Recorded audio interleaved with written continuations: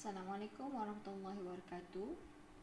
Kali ini kita akan belajar berkaitan friction on rigid bodies. Ia adalah merupakan subtopik terakhir dalam chapter 3. So yang ini untuk friction ni kita akan kena pastilah definition dia. So definition bagi friction adalah a force that resist the movement between two connecting surfaces that slide relative to one another.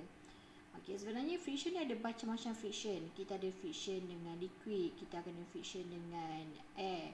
Tapi untuk static, you akan belajar friction on rigid body sahaja.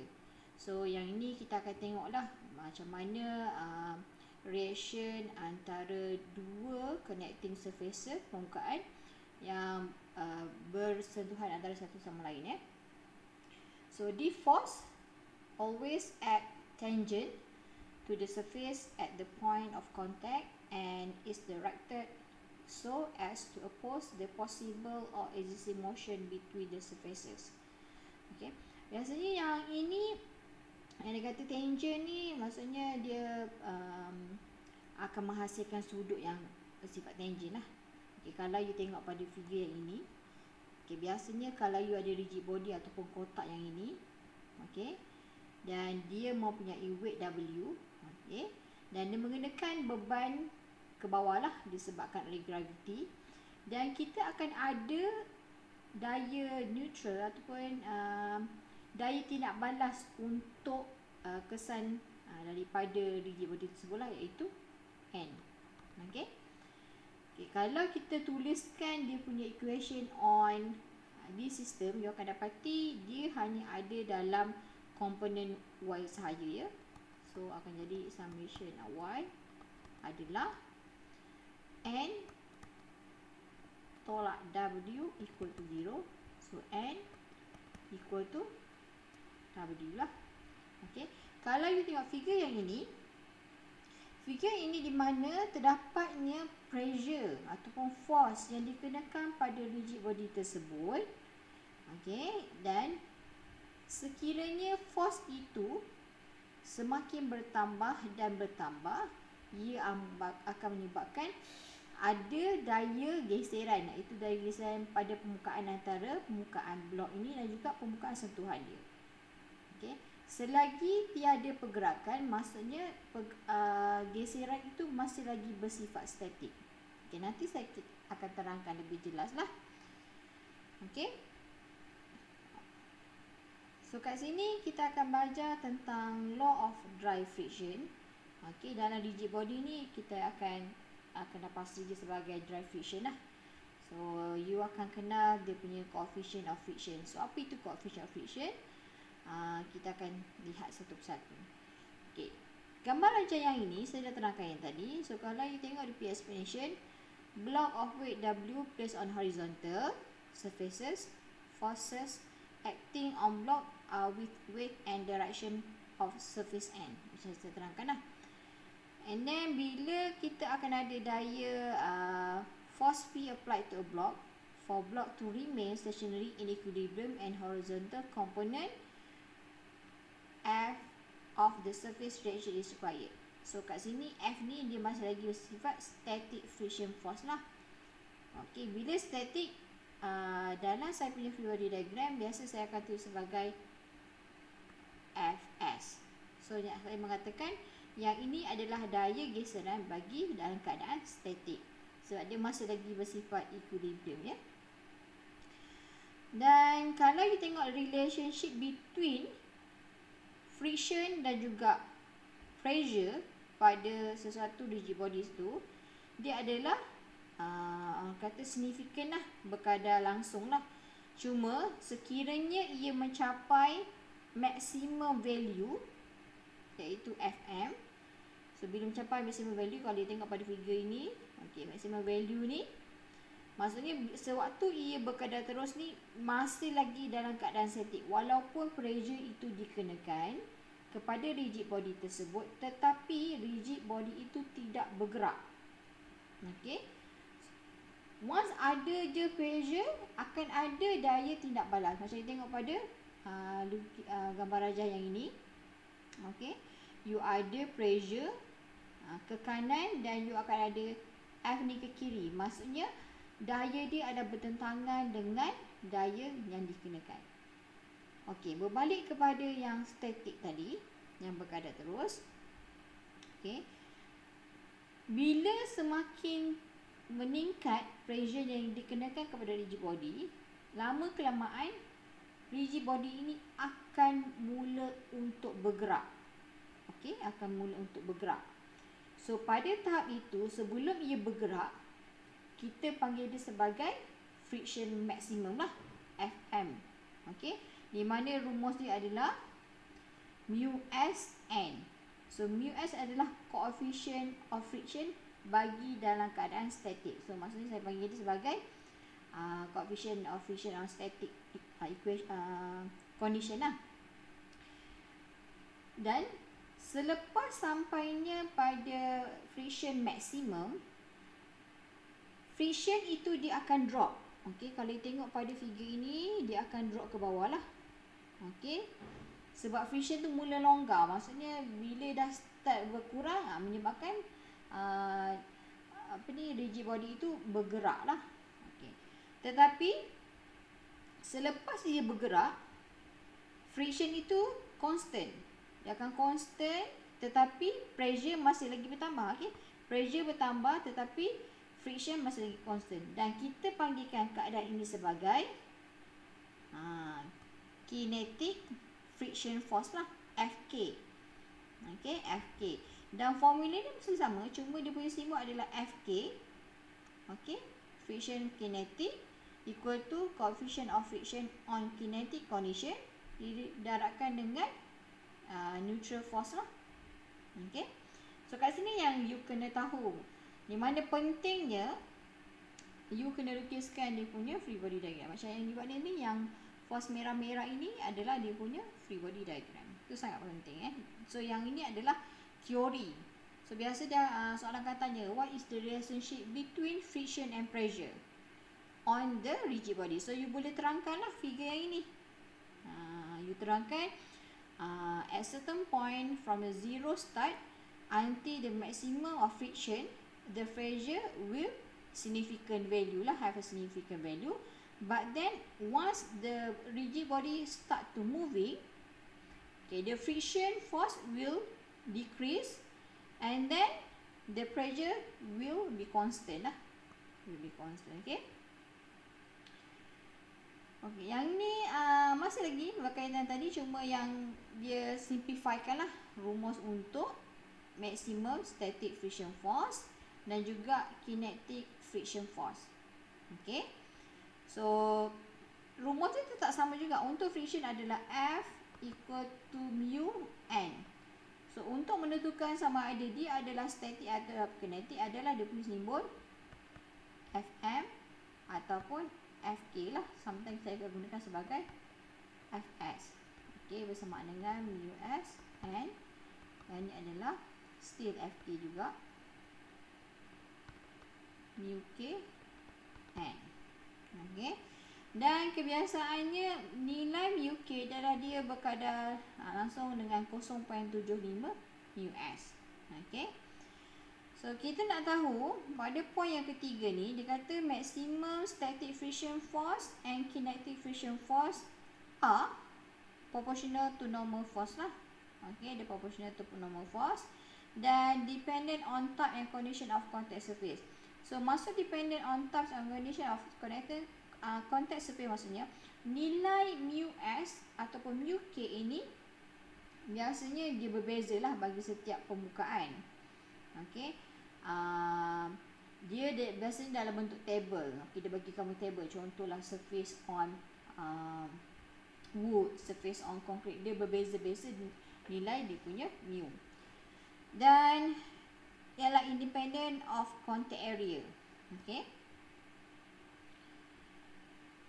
so kat sini kita akan ada 4 keadaan, 4 situation yang berlaku pada rigid body, di mana dia lah contact dengan horizontal surfaces lah. Kalau you tengok kita punya condition ni, dia adalah berkeadaan horizontal surface. Okay, So, nanti ada satu lagi subtopik dalam friction ini, you akan belajar friction pada keadaan inclined plane ataupun pada satas condong. So, sekarang ni tolong fahamkan yang horizontal surface dahulu. So, kalau kita tengok condition yang pertama. Okay, condition yang pertama ini. Kita ada rigid body dengan dia punya mass W. Okay, dan daya dikenakan pada rigid body tersebut iaitu P pada arah vertikal. Dan U ada daya kenaan iaitu neutral force. Tapi pada keadaan ini, since daya itu bersifat vertikal, okay, bila bersifat vertikal, tidak akan ada kata friction lah. Sebab friction berlaku dalam keadaan horizontal. Okay, so kat sini friction adalah kosong. So kalau you selesaikan dia dalam komponen y axis, you akan dapati nilai N equal to P tambah dengan W. Okay, macam kita buat sebelum ini, you assume segala daya ke atas bagi paksi Y adalah positif. So summation Fy equal to N minus P minus W equal to 0. So N equal to P plus W. Okay, itu adalah condition pertama, di mana no friction. Okay, no friction, PS equal to 0. So PS sebenarnya dia adalah leraian daya pada komponen X lah. So dalam condition yang pertama ini, kita tak ada X komponen, kita cuma ada Y komponen sahaja. Okay, so kat sini saya boleh tuliskan PY not equal to 0. Okay, tengok pada condition yang kedua, di mana kita masih lagi tak ada motion, tak ada pergerakan, tetapi beban telah dikenakan pada arah yang mempunyai komponen Y dan juga X. Okay, Y dan juga X. So bila you dapat dalam bentuk incline, you kena leraikan dia pada komponen X dan juga Y lah. Okay, dan biasanya macam you berlerai lah, you kena dulu cari sudut ni berapa. Okay, so bila dah ada pressure yang dikenakan pada leraian paksi, leraian horizontal surface, you akan ada friction di sini. Okay, friction di sini. So friction ni, kalau kita tengok, dia bersamaan dengan Px lah. Sebab kalau kita buat penjumlahan Fx, you akan dapati apa dia? Px. Okay, so kalau saya leraikan yang ni lah. So saya leraikan, dia akan jadi sini you punya Px, sini you punya mana? Py. Okay, so Px tolak dengan F lah, equal to kosong. So Px equal to F. Okay, sama macam ni. Dan bila dikatakan sebagai no motion, nilai friction itu adalah lebih kecil daripada mu Sn. Okay, so ini kena ingat lah, you kena remember lah. Bila ada pressure, ada friction. Tetapi sekiranya belum mencapai friction maximum, kita masih consider no motion. So kat sini nilai PS kita adalah lebih kecil daripada F maximum lah, sebab belum ada lagi pergerakan. Okay, kalau tengok pada condition yang ketiga, masih juga sama free body diagram dengan condition yang kedua, tetapi masa ini, keadaan ini, okay, dia akan mula bergerak lah. Maksudnya akan ada pergerakan berlaku, sebab nilai Px kita adalah sama juga dengan F maksimum lah. Maksudnya kalau kita tengok tadi, figure tadi kan dia macam ni, jadi gini dan sini kan. So dia berada di sini lah. Okay, so nilai Px kita, sebab dia leraian daya lah kan, macam tadi leraian daya Fx dan juga Fy. So nilai Ps equal to friction yang maksimum. Okay, so friction maksimum sama juga dengan mu Sn lah. Okay, kalau you settlekan dalam bentuk ini adalah penjumlahan paksi Y lah, you akan dapat Py plus dengan W. Okay, Sebenarnya friction ini, you step yang pertama adalah you kena lukis dulu dia punya free body diagram. Maksudnya first, draw free body diagram. Yang kedua, you kena buat apa yang lukiskan lah dia punya summation Fy dan juga summation Fx. Okay, summation Fx untuk dapatkan equation yang ni lah. Okay, sekarang kita lihat pada condition yang keempat. Condition yang keempat sama juga dia punya free body diagram untuk 2 dan 3. Cuma kat sini apabila nilai Px kamu lebih besar daripada Fm, okey. So masa ini pergerakan telah berlaku. Okey, motion itu berlaku. So bila motion itu berlaku, automatic friction akan bertukar menjadi kinetic. Maksud kinetic ada pergerakan. Okey, dia akan jadi Fk lah. So condition kat sini sekarang Fk adalah lebih kecil daripada Px. Ni kena memorize ni. Fk lebih kecil daripada Px. So bila Fk lebih kecil daripada Px, bermaksud P itu nilainya lebih besar menyebabkan friction itu tidak cukup menampung bagi menghalang ia daripada bergerak. So bila P itu lebih besar, dia akan menyebabkan rigid body tersebut bergerak. Dan ini ada kondisi yang sama lah, iaitu summation Fy dan juga summation Fx. Okey, yang ini kita akan lihat dia punya angles of friction lah. Okay, it is sometimes convenient to replace normal force N and frictional force F by their resultant R. So yang ni masa lagi kita resultant lah. Okay, condition masih yang sama. Condition yang tadi ada 4 condition. So kalau you tengok yang pertama ini, condition yang pertama, no friction, sama je lah. Cuma kat sini, let's say lah, dia sebenarnya kalau you ikutkan rigid body ini, dia akan kenakan beban yang distributed load lah. Kalau you tengok kat sini banyak N lah. Okay, sebab permukaan itu kan lebar kan. Tetapi N yang ini adalah N yang satu ni, yang telah dilukiskan yang asal ni adalah resultant. Maksudnya keseluruhan kita dapatkan resultant force untuk neutral axis tu. That's why kita akan tinggalkan satu saja. Satu sajalah untuk mewakili distributed load tersebut. Okay. So kalau untuk yang condition kedua, okay, N ni tadi, okay, N ni tadi sebab kalau tengok dia punya dah ada P kan. So bila dah ada P, okay, dah ada pressure yang dikenakan.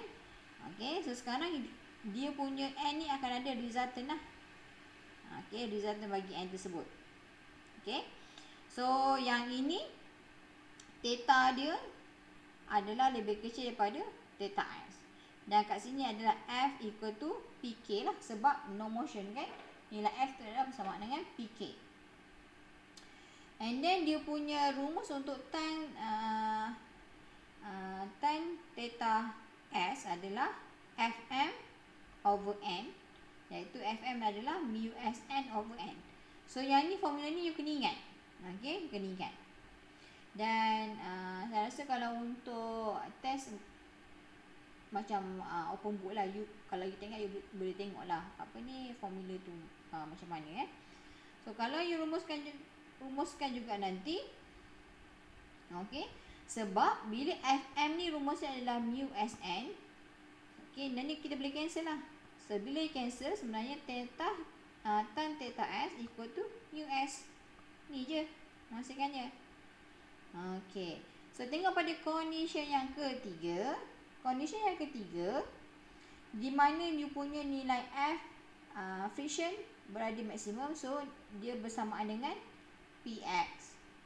Okay, so yang ni F yang ini tadi tu adalah friction, tapi yang ini adalah bila friction maksimum. Bila friction maksimum maksudnya the rigid body is tendency to move. Dia dah nak bergerak tapi belum bergerak lagi. Okay, motion impending lah. So bila impending, dia punya ni samalah dengan condition yang ini. Okay, so kalau tengok pada condition yang keempat, kita ada kinetic di mana pressure digunakan dan nilai Fk kita ini lebih kecil daripada Px. So menyebabkan rigid body itu bergerak. Dan rumus dia adalah tan theta K equal to Fk over N. And then last sekali yang ni boleh cancel dan end up you dapati tan theta K equal to UK. Okay. So ni general lah. Kena fahamkan, dah kena biasakan nak lukis different free body diagram. Okey, yang ni kalau dalam bentuk incline.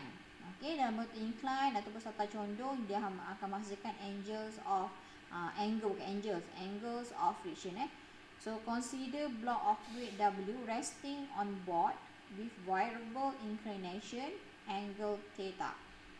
Okay, bila kata no friction, automatic theta kita equal to kosong. Sebab tak ada apa-apa sudut yang berbentuk condong ataupun incline. So tetapi kalau kita punya surface itu dalam keadaan condong macam sekarang ini, okay, dia akan jadi macam ni. So weight ini masih lagi berada dalam keadaan tangent ataupun vertical, 90 degree vertical dengan surface kita lah. Sebab apa-apa pun berat dia mesti terus dalam keadaan 90 degree lah. Okay, dalam keadaan 90 degree. So yang ini W ni you perlu leraikan dalam komponen X dengan Y. Cuma bila dia berada dalam keadaan serta condong, you punya paksi X dan Y akan berubah. Kalau macam ni, kalau macam yang kes yang pertama ni, you punya paksi X adalah macam ni. So ni you punya Y, ni adalah you punya X. Tetapi untuk yang condong, you punya paksi akan jadi macam ini. So ini adalah X, ini adalah Y. Okay. So kalau you nak lukiskan untuk yang ni, untuk keadaan dia, that's why bila dalam keadaan condong, you kena leraikan pada komponen X dan juga komponen Y. So kat sini let's say lah, saya akan jadi ini sebagai W sin theta. Okay. So ini akan jadi W cos theta. Okay, W cos theta. Sebenarnya sin cos ni sebenarnya adalah yang teorem Pythagoras lah. Okay. Yang R ni pula dia adalah resultant force due to normal force lah. Okay, dia akan deraikan dia macam ni. Ini dan juga macam ni. Macam ni. Okay, ni adalah keadaan no motion. Sama je condition ni. Kita ada 4 condition. No motion. Yang ketiga, impending. Motion impending maksudnya dia dah nak mula untuk bergerak tapi belum bergerak lagi. Okay. So kat sini you perasan theta yang ni dia sama juga dengan theta S lah, angle of repose. Okay. So masih lagi sama untuk leraian daya ataupun resultant force bagi normal force. You akan ada kat sini bila dia kata motion impending tu dia adalah pada keadaan friction maximum lah, iaitu okay, friction maximum inilah. Sebab kalau you tengok nanti kita akan go through lah example macam mana you perlu lukis lah. Let's say you ada pressure yang dikenakan macam ini. So you ada P. So automatic untuk FBD bagi friction dia akan macam ini. Dia mesti bertentangan arah dengan pressure yang dikenakan lah. Okay. Dan dia akan dapati equationnya yang ini nanti. So untuk condition yang keempat, yang kedua pula, yang keempat, ini adalah yang kedua. Okay. Yang keempat, nilai theta yang ini dia adalah lebih besar daripada theta yang keadaan statik lah. So ni ada you punya theta. Kat sini nanti kita akan bermain-main juga dengan sudut macam yang you buat dalam chapter 2 leraian daya forces resultant forces and so on lah, di mana you kena pandai untuk lukiskan the free body diagram dan pandai untuk mencarikan sudut bagi free body diagram tersebut. Untuk you leraikan dia dalam komponen X dan juga komponen Y. So ini adalah you punya X axis dan ni adalah you punya Y axis. Okey, yang ni pun samalah leraikan. Okey, leraikan you akan dapati friction kinetik kamu adalah lebih kecil daripada W sin theta. So tu adalah dia punya rules lah yang you kena tahu. Dia punya sifat-sifat dia. Okey, kalau sifat no friction macam mana? Kalau sifat no motion macam mana? Okey, kalau sifat dia motion impending macam mana? Tu kena tahulah. Okey. So kat sini adalah problem involving dry friction Okey, kalau you tengok pada figure yang ini, kalau you lukiskan dia punya free body diagram, so let's say lah saya namakan dia automatic, dia akan jadi sini X axis dan sini Y axis lah. So kalau macam tu you perlu leraikan, dia kena carilah sudut leraian ni berapa. Maksudnya ni akan jadi dengan ini.